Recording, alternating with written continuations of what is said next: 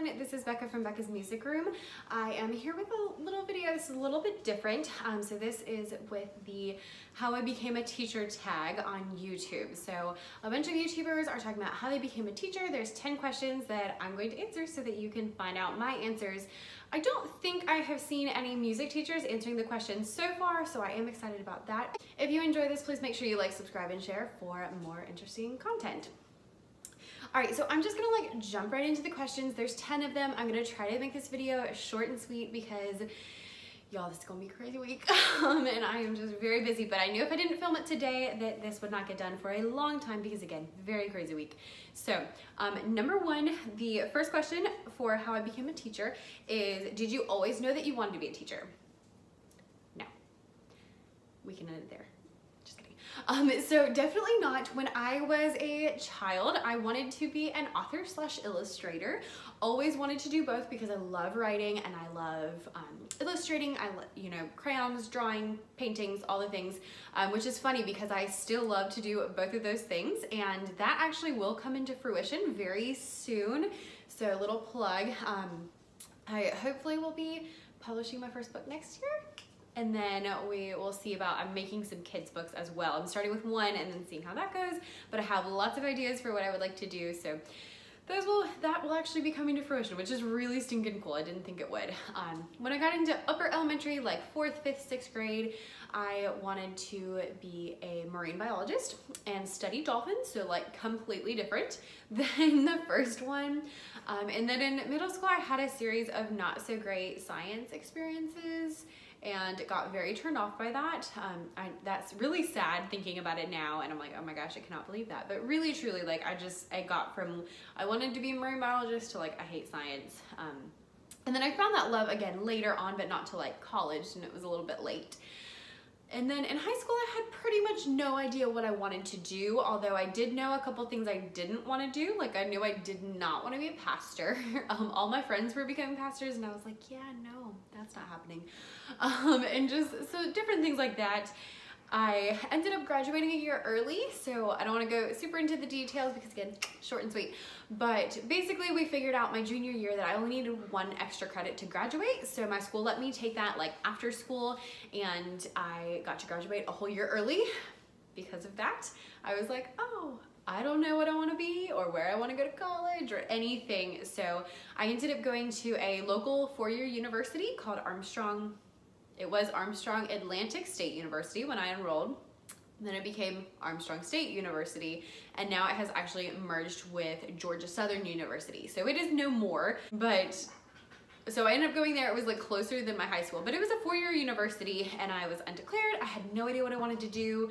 I thought, I loved history, so I thought maybe I'd write books about history. Maybe I'd be like a curator at a museum. Maybe I'd be an anthropologist or archaeologist or something like that. Like I just had no idea. And then I also loved teaching. I taught children's church at my church starting in high school, so I knew I loved that. And when I got into college, they actually made me the head of the children's church because I was there day in and day out all the time and knew all the kids and all those things. So it's kind of surprising that I wasn't immediately like, I should be a teacher. But it took a while. I kind of got to the point I was like, all right, I would like to do maybe history and language, or maybe I want to be a teacher, or maybe I want to do this music thing. I didn't want to be a performance major, but I was like, I could do music education. I was very undecided. And I did sign up for choir because I was like, I know I want to be in choir, if nothing else.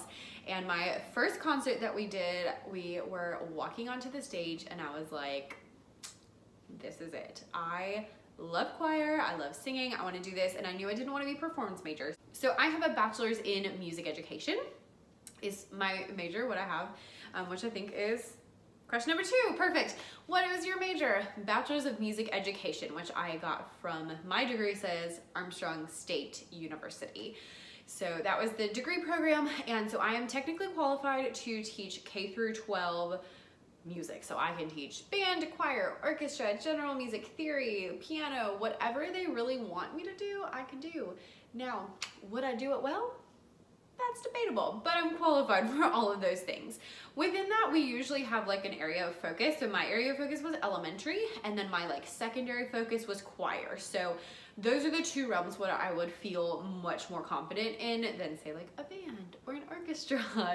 But we are, all music teachers in Georgia are certified for all the music. So number 3 was about state requirements. So state requirements for Georgia, at least according to Armstrong State University or Armstrong Atlantic or whatever you want to call it, we had a series of different education classes we had to take. So there were, I think, 3 that were in the general education realm, and at least one of them had observations where you just went and observed. I ended up in a middle school band, which was like, yay, middle school band. But it was good because I knew nothing about it, so that was helpful.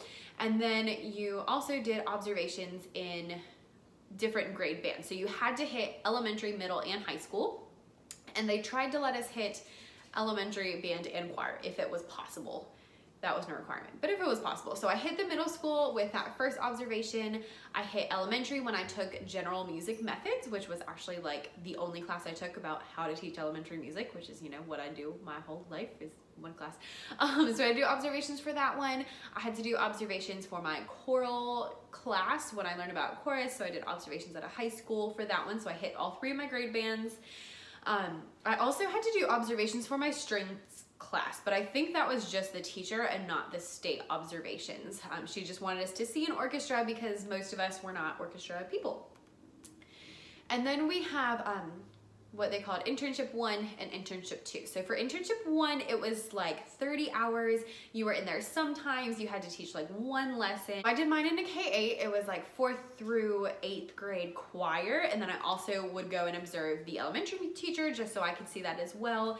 And I had to teach like 1 lesson during that. And that was good. I did that at like a magnet school. It was very different from my next thing, which was my internship 2. Internship 2 is what they consider to be actual student teaching. So that is you come every single day, all day long, and work with a specific teacher. And we had one teacher the whole semester. So I did my internship 2 in an elementary school. I chose my school based on the teacher that was there because she had not the greatest teaching situation, but she was wonderful. And that's what I wanted to see, was like a harder teaching situation with a really good teacher, because I knew that I was probably not gonna end up, you know, at like one of the fancy schools. So I wanted to make sure I was well equipped with all of the tools that you need. How did I pick my age group / subject? Well, I picked music because, again, I just love choir, I love performing. I was like, this is it. Also, it blended all my things. So within music, we talk about languages, we talk about history, we talk about all the things, and then now I write about teaching elementary music, and so it just kind of was the culmination of all my favorite things, so I really liked that. Age group wise, I knew as soon as I wanted to be a teacher that I was going to be elementary. I always say I'm way too mean to teach high school, and people are like, but that doesn't make any sense.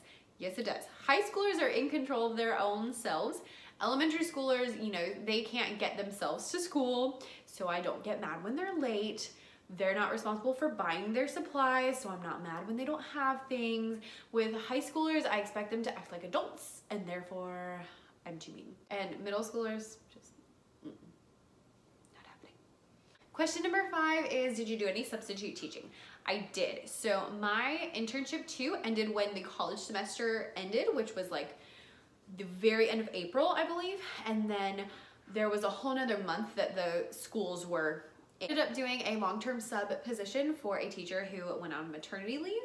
It was wonderful. It was an elementary music group, and the kids were really good, and it was just really helpful for me to be like, oh, good, I can do this. So I finished my internship on Friday, and on Monday I showed up to substitute teach for a month.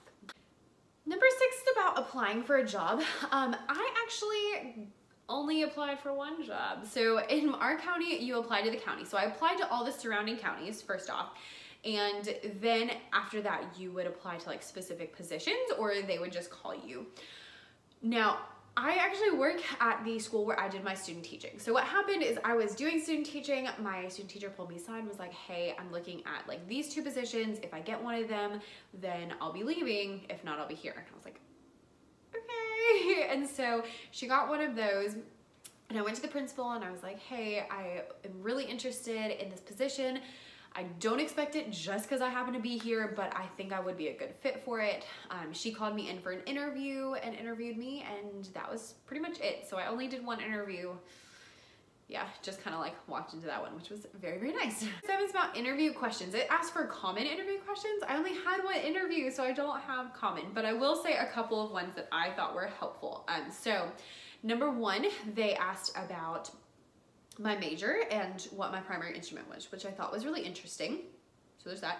Number 2, they asked about classroom management. That was one of the biggest things. What is your classroom management plan? I didn't have much, but for some reason they hired me anyway, and it has worked out. But do think through, you know, what's gonna be your plan? If kids are good, what happens? If kids are bad, what happens? What are the varying degrees? Like all those kind of things are what you need to think about for that question. Number 8 asks about your first position. So again, I ended up at the school that I student taught at. I am still there today. This is my 3rd year there, plus my student teaching. And yeah, so it's a Title I school. I currently teach 1 through 5. I was teaching K through 5 and briefly pre-K through 5, but we currently don't have any pre-K or kindergarten at our school. So I just teach 1 through 5 elementary music all day, and then I do help out with writing in the afternoon. Every teacher, every person in the whole building does. So yeah, it's a Title I school, inner city of Savannah. I would say it's definitely not easy, but it's definitely not boring either. So I love my kiddos. We have so much fun. They do have unique challenges, but all schools have unique challenges, so that's a big thing. Number 9 asks, what were you prepared for and unprepared for on your first day? This is gonna sound weird. What I would say I was most prepared for is just how up in the air things at schools are. So things like, oh, surprise, you're gonna go teach in classroom. Or, oh, surprise, we have an evacuation drill tomorrow, so you're gonna miss like an hour of your class. Oh, surprise, half of your classes are going to have vision screenings during your class, so they won't learn anything.